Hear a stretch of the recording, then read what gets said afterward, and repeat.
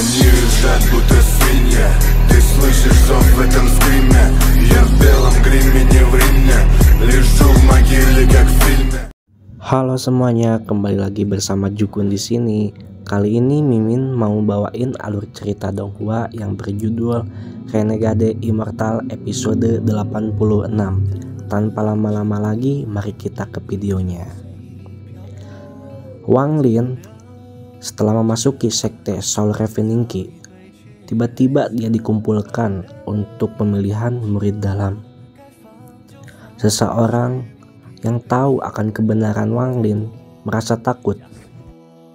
Terlihat ada pusaran di langit. Tiba-tiba tetua sekte Soul Reveningki datang untuk menghadiri pengujian pemilihan murid dalam. Para tetua dan murid berbakat lainnya. Tiba-tiba ada seorang pemuda yang ketakutan setelah ketua itu muncul. Dia pun kebingungan sehingga lari sampai ketakutan. Tidak lama kemudian, pemuda itu dihentikan oleh tetua, dipukul oleh kekuatan tenaga dalam. Seorang pemuda yang tadi takut menyembunyikan kebenaran Wang Lin tiba-tiba dikagetkan karena Wang Lin maju ke depan untuk dilakukan tes spiritual dan ternyata Wang Lin tidak bersalah. Pemuda itu pun langsung terkaget-kaget kenapa bisa Wang Lin selamat. Pemuda itu menghindari Wang Lin karena takut ada masalah yang akan datang. Terlihat petir dan hujan deras mengguyur lapangan pertandingan.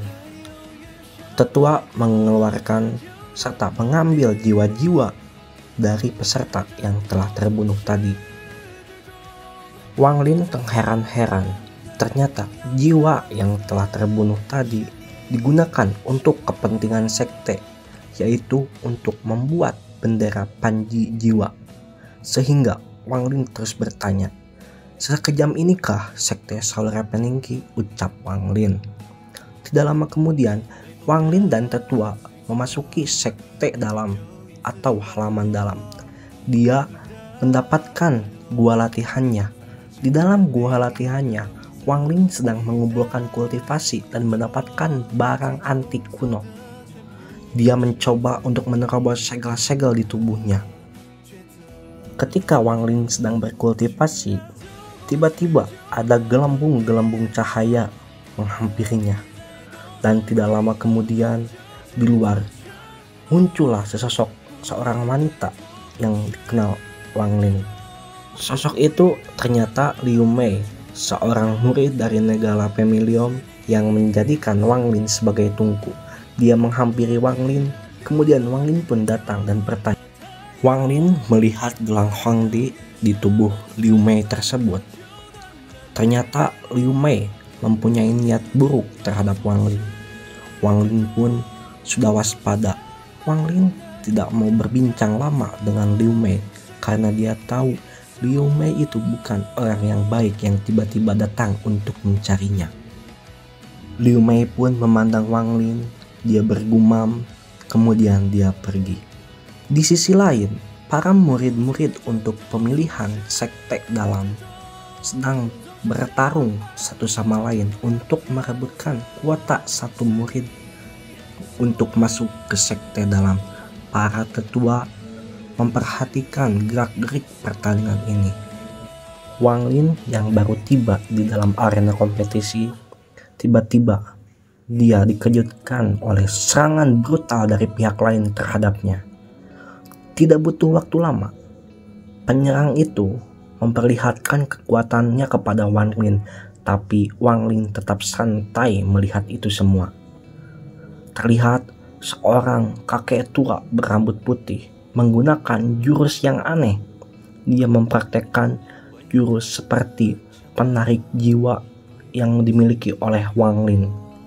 Lelaki tua berambut putih itu sangat kejam sehingga dia membunuh lawannya dan memasukkan jiwanya ke dalam pengepung jiwa yang dimiliki oleh Soul Reveningki. Wang Lin melihat kejadian itu semua. Tiba-tiba dia teringat kenapa sekte Soul Reveningki mempunyai reputasi yang sangat bagus akan tetapi menggunakan cara yang kejam untuk mendapatkan semua ini. Tidak tanggung-tanggung, di pertempuran arena pada final, lelaki tua itu menantang Wang Lin dan dia mengeluarkan sosok Panji Jiwa yang membuat Wang Lin sedikit terkejut. Sosok itu langsung menyerang ke dalam jiwa Wang Lin, akan tetapi Wang Lin langsung menunjukkan kekuatan tentang jiwanya. Dia pun tidak mau kalah dengan pria tua itu. Melangkah ke depan, dia aura hitam emas muncul dari tubuh Wang Lin menabrak lelaki tua itu, sehingga Wang Lin pun memenangkan pertarungan ini dan menjadi satu-satunya orang yang memasuki sekte dalam. Dia pun memberikan hormat kepada tetua. Akan tetapi tetua itu menyadari kenapa Wang Lin bisa mengalahkan jurus itu. Mengecek jiwanya, ternyata tidak ada apapun dari tubuh Wang Lin.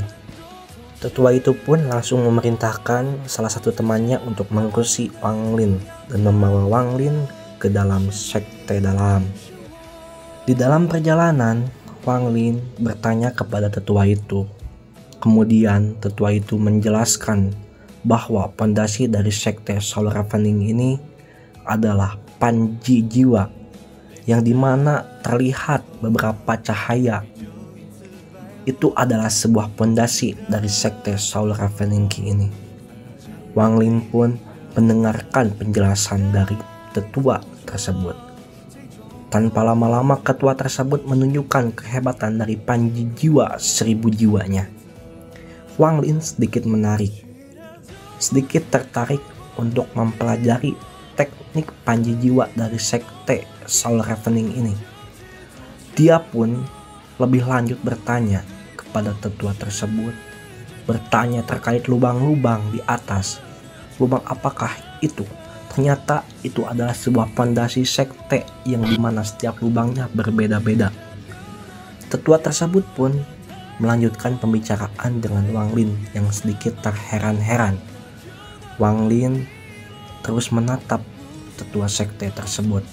Dia pun ingin bertanya lebih lanjut tentang lubang hitam yang di hadapan Wang Lin tersebut.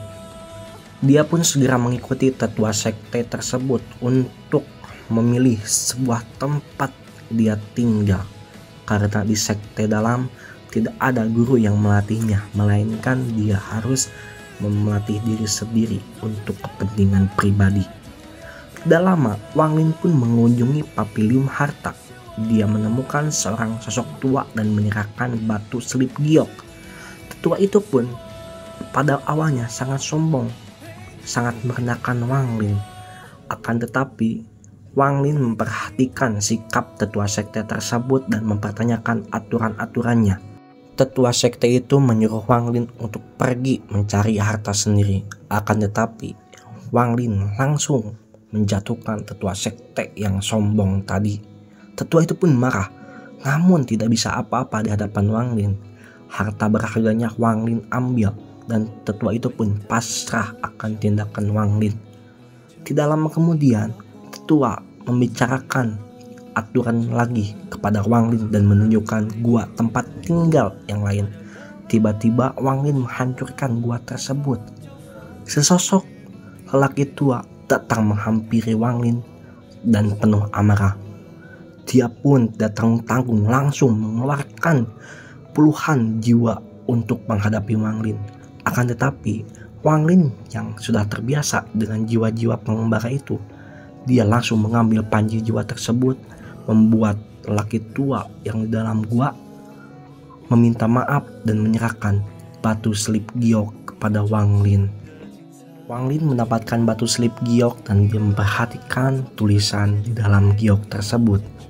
Tiba-tiba seseorang wanita muncul menjelaskan tentang selip giok tersebut kepada Wang Lin. Dia menjelaskan tentang 3 dari pondasi sekte Soul Ravening. Tidak lama-lama kemudian Wang Lin langsung pergi untuk mencari pusat spiritual yang lainnya. Dia mendapatkan sebuah gua yang di dalamnya terdapat aliran spiritual yang sangat besar. Menutupi gua tersebut, Wang Lin bergegas dan melihat sebuah gua yang ada spiritual yang terjebak jiwa-jiwa kuno di dalamnya.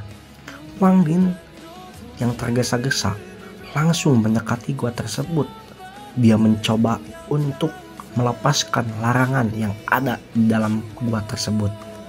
Namun tiba-tiba ketika Wang Lin sedang memecahkan, dia mengeluarkan kekuatannya. Tiba-tiba pantulan formasi menghadap ke Wang Lin.